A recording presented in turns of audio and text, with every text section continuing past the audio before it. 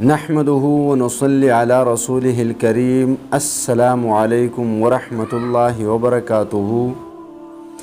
آج میں آپ کو وظیفہ بتاؤں گا رات کو نیند نہ آنے کے لیے۔ نیند نہ آنے کے کئی وجوہات اور اسباب ہیں، ان میں سے سب سے بڑا سبب پریشانیاں ہیں۔ اور آج کل تو آپ لوگ جانتے ہی ہیں کہ ہمارے ملک کے حالات کچھ اس طرح ہیں کہ لوگوں کو کبھی بھی آرام کی زندگی نصیب ہوتی ہی نہیں ہے، کوئی نہ کوئی پریشانی ضرور ہوتی ہے۔ تو ایسے پریشانیوں میں گرے ہوئے لوگ تک تک کر جب بستر پر لیٹ جاتے ہیں تو ساری رات جاگتے رہتے ہیں، لیکن ان کو نیند نہیں آتی۔ تو آج میں آپ کو ایک ایسا آسان اور مختصر وظیفہ بتاؤں گا سورۃ الکہف کی ایک آیت کا، کہ آپ جیسے ہی وہ وظیفہ پڑھیں گے تو آپ یقین کریں کہ آپ کو 4-5 منٹ کے اندر گہری نیند آ جائے گی۔ اور انشاءاللہ تعالی میں امید کرتا ہوں کہ آپ مجھے دعائیں ضرور دیں گے کہ آپ نے یہ وظیفہ پہلے کیوں نہیں بتایا، یہ شکوہ بھی ضرور کریں گے۔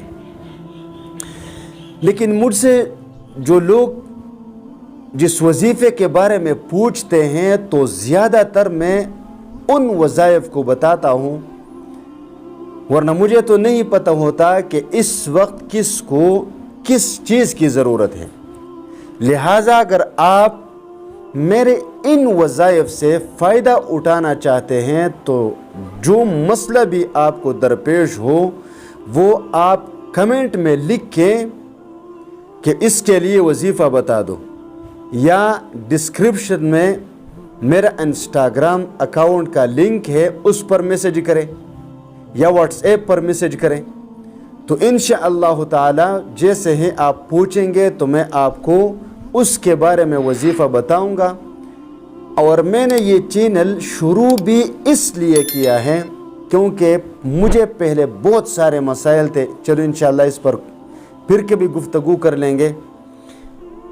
تو آج وظیفہ اس طرح ہے کہ جیسے ہی آپ بستر پر لیٹیں گے تو آپ کوشش کریں کہ آپ باوضو ہوں اور قبل رخ ہو کر لیٹیں اور اپنا دایاں ہاتھ سر پر رکھیں، اور سورۃ الکہف کی اس آیت کریمہ کا یہ حصہ آپ 7 مرتبہ پڑھیں۔ وَتَحْسَبُهُمْ أَيْقَاظًا وَهُمْ رُقُودٌ 7 مرتبہ، پھر اس کو اپنے ہاتھ پر دھم کر دیں اور اپنے سر پر اور سینے پر پھیر لیں، اور پھر اس کے بعد درود شریف پڑھنا شروع کریں۔ تو جتنا آپ ایک سو ہو کر درود پڑھنا شروع کریں گے اتنی ہی جلدی آپ کو انشاءاللہ تعالی نیند آ جائے گی۔